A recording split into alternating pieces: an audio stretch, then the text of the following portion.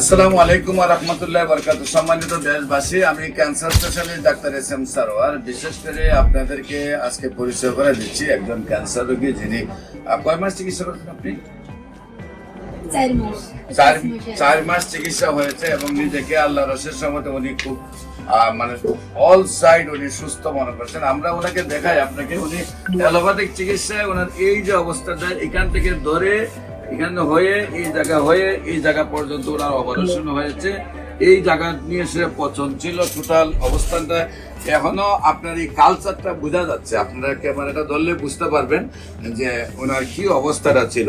আপনি কি এখন খুব সুস্থ মনে করেন আপনাকে? আচ্ছা, আপনার নাম কি?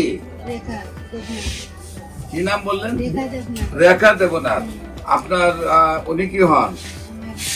হাজবেন্ড। আপনার নাম কি? সন্তোষ। আপনার স্ত্রী?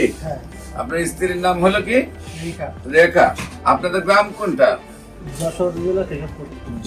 গ্রামের নাম কি? গ্রামের নাম বেতিকুলা। Post office? বাজিয়া। বাজিয়া থানা? হ্যাঁ, কেশবপুর। জেলা যশোর। আপনার ওয়াইফের কিভাবে অসুস্থ হন এবং কিভাবে সুস্থ হয়েছেন একটু আপনি বলেন।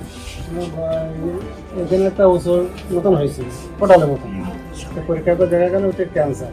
কোন রাত্রে পরীক্ষা করি ক্যান্সারের কী হবে, তো এখন করে ঢাকায় নিয়ে যাচ্ছি মহাকালী ক্যান্সার হাসপাতাল।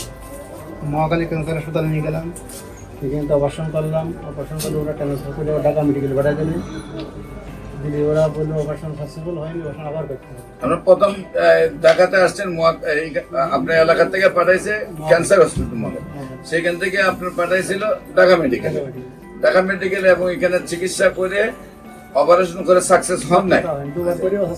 2বার করছেন অপারেশন, তাও সাকসেস হয়। আচ্ছা, আপনার অ্যালোপ্যাথিকে আমার এখানে আসার আগে কত টাকা খরচ হয়েছে আপনার? 5-7 লাখ করে দিয়ে কয় মাসে? প্রায় 5 থেকে 7 লাখ টাকা আপনার খরচ হয়ে গেছে। তারপরে আপনি আমার ভিডিও দেখে আমার কাছে চলে আসছেন।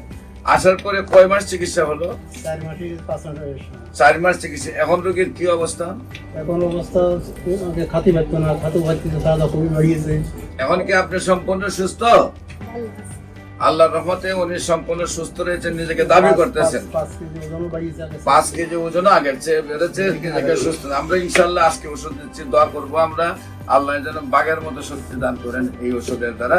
এবং দেশবাসীর কাছে আমরা দোয়া চাই, উনি যেহেতু সুস্থ হয়েছেন, উনি যেন আজীবন সুস্থ থাকেন, উনাকে যেন ক্যান্সারটা রিটার্ন না আসে। আপনারা দেশবাসী যারা ভিডিওটা দেখেন সবাই তার জন্য দোয়া করেন। যে কোনো প্রয়োজনে স্ক্রিনে দেওয়া নম্বরে যোগাযোগ করার জন্য আহ্বান জানিয়ে শেষ করছি। এবং ওই রোগীর জন্য যিনি মরণবিধি ক্যান্সার থেকে মুক্তি লাভ করেছেন তার জন্য দোয়া চেয়ে শেষ করছি। সবাইকে ধন্যবাদ। আসসালামু আলাইকুম ওয়া রাহমাতুল্লাহি ওয়া বারাকাতুহু।